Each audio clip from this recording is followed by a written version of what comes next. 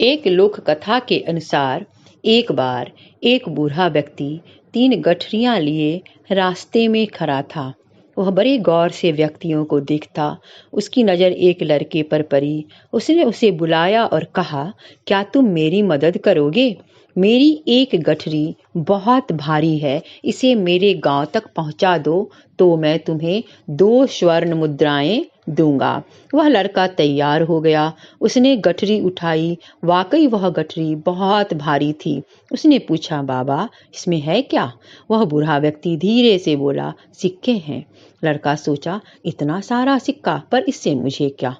कुछ दूर जाने पर एक नदी मिली। लड़का नदी में उतरकर धीरे धीरे चलने लगा, पर वह व्यक्ति वहीं किनारे पर रुका रहा। जब उस लड़के ने पूछा तो कहता है, मैं 2 गठरियां लेकर नदी में नहीं चल पाऊंगा, क्या एक और उठा लोगे? लड़का तैयार हो गया। वह व्यक्ति बोला, लेकर भाग तो न जाओगे, क्योंकि इसमें चांदी के सिक्के हैं। लड़का बोला, मैं ईमानदार बच्चा हूँ, मैं आपको चोर दिखता हूँ क्या? आगे एक पहाड़ी आई। बूढ़ा व्यक्ति बोला, मैं पहाड़ी पर चढ़ नहीं पाऊंगा गठरी लेकर, तो क्या तुम तीसरी गठरी भी उठा लोगे? पर इसमें सोने के सिक्के हैं, देखो, लेकर भाग मत जाना। अब लड़का लालची हो उठा। उसने पहले गठरी उठाई, थोड़ी तेज कदमों से चला और बाद में भाग खड़ा हुआ। घर आकर उसने देखा सब में मिट्टी के सिक्के भरे पड़े थे। उसे बड़ा आश्चर्य हुआ कि वह व्यक्ति क्यों झूठ बोल रहा था और क्यों मिट्टी के सिक्के मुझसे उठवा रहा था। तभी उसकी नज़र एक चिट्ठी पर पड़ती है, जिसमें लिखा था, यह नाटक इस राज्य के राजा के द्वारा रचा गया है और वह खजाने की सुरक्षा के लिए किसी ऐसे व्यक्ति की तलाश में है जो व्यक्ति बहुत ही ईमानदार हो। अगर तुम ईमानदार होते तो तुम्हें मंत्री पद मिलता और सम्मान भी मिलता, क्योंकि जो बूढ़ा व्यक्ति तुमने देखा वह राजा है। उस बच्चे को बहुत पछतावा हुआ, क्योंकि लालच यानी जरूरत से अधिक पाने की प्रयास जो हमारे द्वारा की जाती है, इसका अंत हमेशा नुकसानदेह ही होता है। और हम लोग आज जिस नाटक को पढ़ने वाले हैं, उस नाटक का नाम भी है गोदोहनम, जिसमें एक लालची व्यक्ति के बारे में बताया गया है। हम लोग आज उसी का अध्ययन करेंगे। यह नाटक कृष्णचंद्र त्रिपाठी द्वारा रचित चक्रव्यूहम इस पुस्तक से उद्धृत है। इस नाटक में एक ऐसे व्यक्ति का वर्णन है जो धनवान और सुखी होने के लिए 1 महीने तक अपने गाय के दूध का दोहन नहीं करता, जिससे 1 महीने बाद गाय के शरीर में ढेर सारा दूध संचित हो जाए और वह एक बार में ही उसे बेचकर ढेर सारा संपत्ति अर्जित कर ले। पर 1 महीने के बाद जब वह गाय का दूध दोहन करना चाहता है तो 1 बूंद भी दूध उसे प्राप्त नहीं होती। उसके स्थान पर गाय के प्रहार से वह रक्त रंजित हो जाता है। तब उसके समझ में आता है कि रोज का कार्य अगर 1 महीने तक संग्रहित करेंगे तो लाभ की जगह हानि होगी। यही चीज होती है हमारी अध्यापन में भी, कि हम जो काम प्रतिदिन का काम प्रतिदिन ही निपटाते चलें तो हमें कभी भी कोई परेशानियां सामने नहीं आएंगी। तो हम लोग चलते हैं पाठ की ओर, नाटक की ओर। यह नाटक में दृश्य दिखाया गया है जिसमें चंदन और मल्लिका पति पत्नी है और उनके आपस के वार्तालाप का प्रथम दृश्य में दिखाया गया है, उनके आपस के बातचीत को। मल्लिका मोदकानि रचयन्ती मंदस्वरेण शिव स्तुतिं करोति। मल्लिका लड्डुओं की रचना करती हुई धीरे स्वर में, हल्के स्वर में शिव स्तुति कर रही है, शिव जी का प्रार्थना कर रही है, उनका गान कर रही है। ततः प्रविशति मोदक गंधम अनुभवन प्रसन्न मना चंदनः।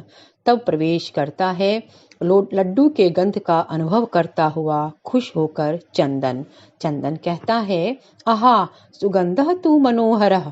ओह, सुगंध तो बड़ा अच्छा है, मन को हरने वाला है। विलोक्य देख कर, अये मोदकानि रच्यन्ते।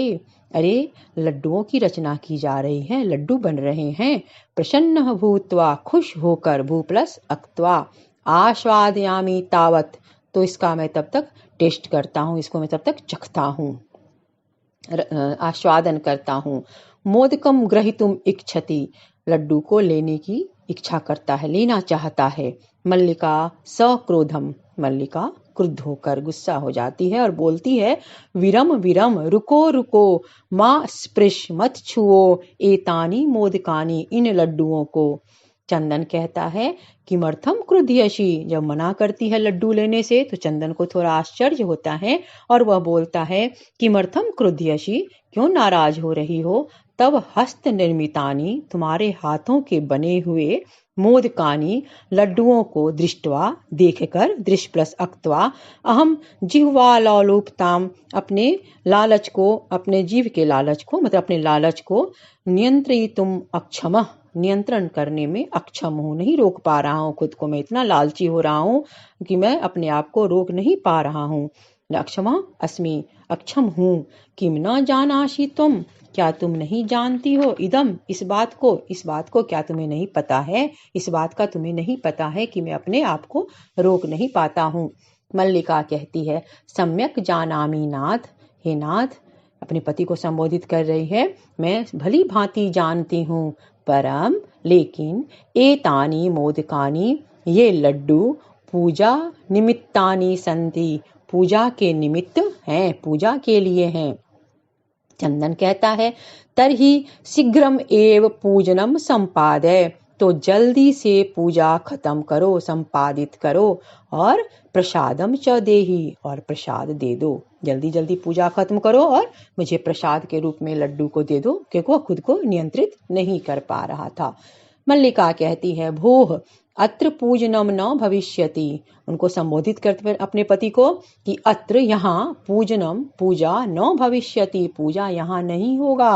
अहम, मैं, स्व सखी भी अपने सहेलियों के साथ, स्वः प्रातः काशी विश्वनाथ मंदिरम प्रति गमिष्यामि, कल सुबह काशी विश्वनाथ मंदिर जाऊंगी।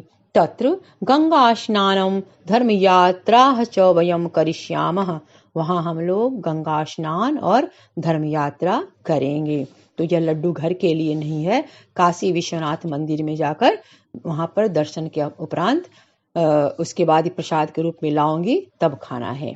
चंदन कहता है, सखी भी सह, अपने सहेलियों के साथ, नौ मया सह, मेरे साथ नहीं, विषादम नाट्यति, दुखी होने का नाटक करता है।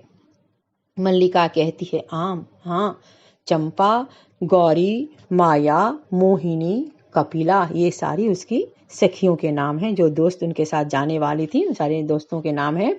कह रही हैं कि चंपा, गौरी, माया, मोहिनी और कपिला आद्याह इत्यादि सर्वाह गच्छन्ति, ये सभी सहेलियां हमारे साथ जा रही हैं। अतः मया सह, इसलिए मेरे साथ, तब आगमनस्य, तुम्हारे आने का, औचित्यम न अस्ति, कोई औचित्य ही नहीं है। सारी की सारी स्त्रियां हैं, सभी मेरी सखियां ही हैं, कोई पुरुष साथ में नहीं है, तो हम सभी जा रही हैं, तो तुम्हारे जाने का कोई वहां औचित्य नहीं है। वयम, हम सब, सप्ताह अंते, इस सप्ताह के अंत में, एक सप्ताह के बाद, प्रत्यागमिष्यामः, प्रति प्लस आगमिष्यामः, वापस लौट आएंगे। तावत, तब तक, गृह व्यवस्थाम, घर की सारी व्यवस्थाएं, जितने भी घर के काम होते हैं, एक सप्ताह तक घर की व्यवस्था को, और धेनु दुग्ध दोहनम, व्यवस्था, और गाय के दूध दूहने की व्यवस्था को, परिपालय, उसका परिपालन करो। तो इस प्रथम दृश्य में हमने अभी मल्लिका और चंदन के आपस के वार्तालाप को सुना और ये समझा कि मल्लिका एक सप्ताह के लिए काशी विश्वनाथ मंदिर जा रही है। उसके बाद जब तक वो लौट के आएगी उस समय तक चंदन को घर की व्यवस्था और गाय की व्यवस्था का परिपालन करना है। तो इस प्रथम दृश्य का पद परिचय, प्रकृति प्रत्यय, संधि और सारे वाक्य विन्यास सब कुछ आप लोग याद कर लेंगे।